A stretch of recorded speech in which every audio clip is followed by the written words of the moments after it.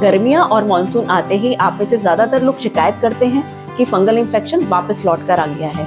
तो हम ऐसी क्या गलतियां कर रहे होते हैं कि ये फंगल इन्फेक्शन एक बार ठीक होने के बाद बार बार वापस लौट आता है। फंगस को ग्रो करने के लिए एक आइडियल एनवायरनमेंट की जरूरत होती है, मॉइस्चर की जरूरत होती है।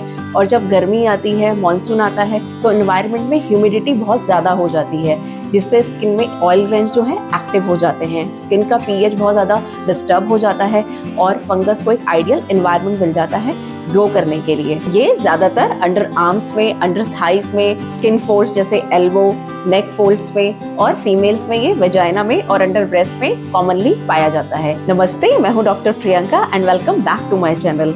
फंगल इन्फेक्शन का रिकरेंस बार बार ना हो तो आयुर्वेदा के according proper line of treatment जानने के लिए इस वीडियो को एंड तक जरूर देखें। ये वीडियो अगर आपको इन्फॉर्मेटिव लगे तो चैनल को लाइक और सब्सक्राइब जरूर करें। अब हम समझेंगे हम ऐसी कौन सी मिस्टेक्स करते हैं जो फंगल इन्फेक्शन बार बार रिकर हो जाता है। सबसे पहली मिस्टेक हम करते हैं स्टेरॉइड क्रीम्स का ओवर यूज करते हैं। जैसे ही हमें फंगल इन्फेक्शन स्टार्ट होता है, हम कोई भी कॉम्बिनेशन की क्रीम अपर लेयर पे हम लगाना स्टार्ट कर देते हैं। इससे क्या होता है, स्किन की सिर्फ अपर लेयर ट्रीट होती है और इन्फेक्शन जो है और डीप चला जाता है। जैसे ही फंगस को आइडियल एनवायरनमेंट मिलता है, वो डबल स्पीड से वापस आता है और बहुत ज्यादा स्किन पे फैल जाता है। सेकेंड मिस्टेक हम करते हैं इनकम्प्लीट ट्रीटमेंट को हम अधूरा ही छोड़ देते हैं। 5 से 6 दिन हम ट्रीटमेंट लेते हैं, जैसे ही खुजली थोड़ी सी कम हो जाती है, ट्रीटमेंट को हम डिसकंटिन्यू कर देते हैं और ये सबसे बिगेस्ट मिस्टेक होती है इसके रिकरेंस की। थर्ड मिस्टेक करते हैं हम लोग, हाइजीन को मेंटेन नहीं करते हैं।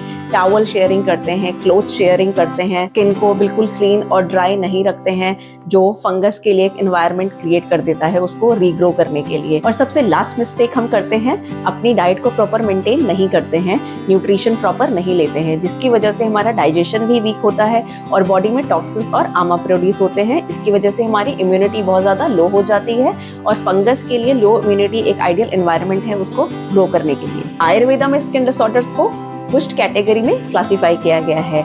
जो फंगल इन्फेक्शंस जिसमें इचिंग, डिस्कलरेशन और पैचेस प्रेजेंट होते हैं, इनको शूद्र कुष्ठ के अंतर्गत रखा गया है। शूद्र यानी माइनर स्किन इन्फेक्शंस में इनको क्लासिफाई किया गया है कि मेनली पित्त और कफ के इम्बैलेंस से होता है, जिसकी वजह से इचिंग, बर्निंग, व्हाइट पैच बहुत ज्यादा बॉडी में दिखने लगते हैं। अब बात करेंगे सबसे इम्पोर्टेंट पार्ट की कि ऐसा क्या करें कि फंगल इन्फेक्शन बार बार रिकर ना करें।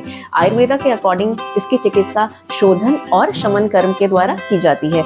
ये ही फंगल इन्फेक्शन का लाइन ऑफ ट्रीटमेंट आयुर्वेद में वर्णित है। मेडिसिन के साथ साथ बॉडी से टॉक्सिन्स को भी एलिमिनेट किया जाता है। शोधन कर्म ये एक आयुर्वेद की डिटॉक्सिफिकेशन थेरेपी है, जिसका मेन गोल होता है बॉडी में बढ़े हुए दोषों को एलिमिनेट करना। जैसे पित्त और कफ इसमें बहुत ज्यादा बढ़ जाता है, तो इस थेरेपी के द्वारा हम बढ़े हुए पित्त और कफ दोषों को बॉडी से कम्प्लीटली एलिमिनेट करते हैं। फंगल इन्फेक्शन के लिए बेस्ट शोधन कर्म है विरेचन और रक्त मोशन। इसके द्वारा शरीर में बढ़े हुए दोषों को एलिमिनेट किया जाता है, टॉक्सिन्स को बाहर निकाला जाता है। अगर हमारे एक्सटर्नल ट्रीटमेंट करने के बाद फंगल इन्फेक्शन रिकर करता है, तो ये बेस्ट लाइन ऑफ ट्रीटमेंट होता है फंगल इन्फेक्शन के लिए। अब हम बात करेंगे शमन चिकित्सा की। आयुर्वेदा में फंगल इन्फेक्शन को ट्रीट करने के लिए शमन चिकित्सा किस तरीके का रोल प्ले करती है। इसमें कुछ herbal medicine, dietary changes, lifestyle changes और दीपन पाचन औषध का यूज करके बढ़े हुए दोषों को इंटरनली हम बैलेंस करते हैं।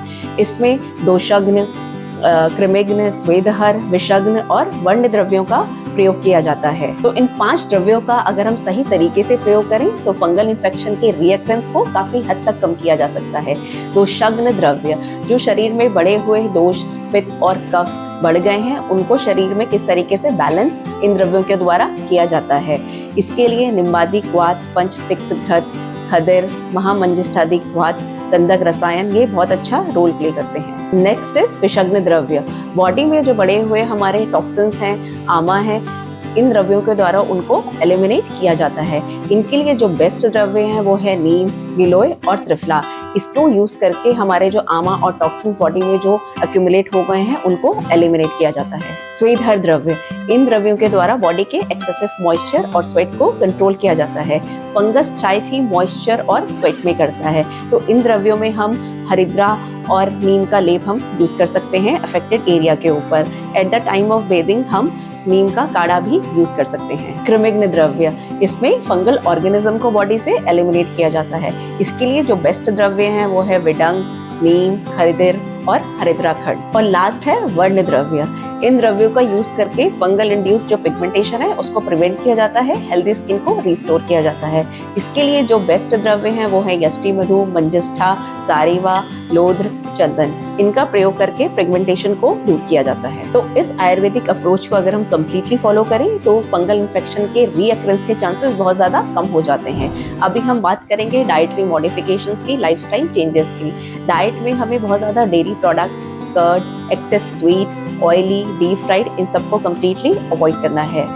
लाइफस्टाइल मॉडिफिकेशंस में हमें अपनी हाइजीन को प्रॉपर मेंटेन करना है, एरिया को क्लीन और ड्राई रखना है, टॉवल शेयरिंग, क्लोथ शेयरिंग ये बिल्कुल भी नहीं करना है, और सबसे मोस्ट इम्पॉर्टेंट अंडरगारमेंट्स को हमें चेंज करते रहना है। इन सारी आयुर्वेदिक अप्रोचेस को किसी सर्टिफाइड आयुर्वेदिक प्रैक्टिशनर के सुपरविजन में ही लें। Stay safe and stay healthy और अपना ध्यान रखें।